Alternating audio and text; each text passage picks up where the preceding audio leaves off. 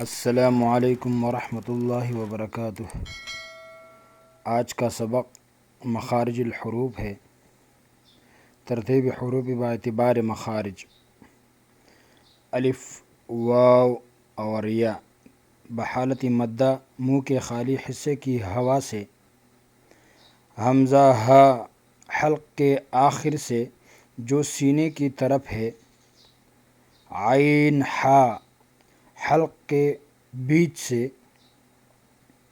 Number 4 غین خا حلق کے شروع سے جو منہ کی طرف ہے، نمبر 5 زبان کی جڑ کا آخر جو کوے کے پاس ہے جب اوپر کے تالو سے لگے، نمبر 6 کاف اسی جگہ سے لیکن ذرا منہ کی طرف ہٹ کر، نمبر 7 جیم شین یا زبان کا بیچ جب تالو کے نیچ سے لگے، نمبر 8 ضاد زبان کی کروٹ جب اوپر کی داڑھوں سے لگے،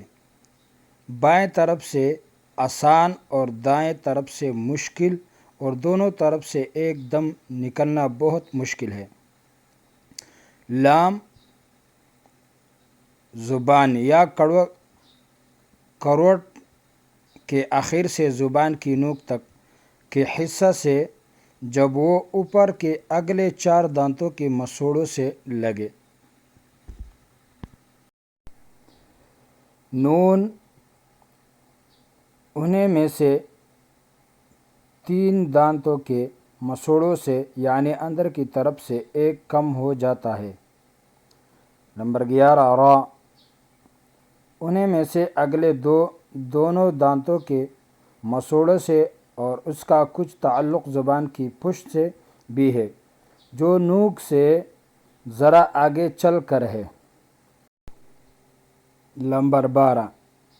قا دال تا زبان کی نوک جب اوپر کے اگلے 2 دانتوں کی جڑ کی طرف والے آدھے حصہ سے لگے، نمبر 13 وا ذال ثا زبان کی نوک جب انہیں اوپر کے اگلے دونوں دانتوں کی نوک کی طرف والے آدھے حصے سے لگے، نمبر 14 صاد ذا سین زبان کی نوک جب اوپر اور نیچے کی اگلے دونوں دانتوں کے درمیان آ جائے، نمبر 15 فا اوپر کے اگلے دونوں دانتوں کی نوک جب نیچے کی ہونٹ کے اندر والے حصے سے لگے، نمبر 16 با میم اور واو غیر مدہ، نمبر 1 با دونوں ہونٹوں کی اندرونی تری کے ملنے سے، نمبر 2 میم دونوں ہونٹوں کی بیرونی تری کے ملنے سے، اور نمبر 3 واو غیر مدہ دونوں ہونٹوں کو گول کر کے ناتمام بند کرنے سے، اور نون میم کا غنہ خیشوم یعنی ناک کے بانسا سے ہے۔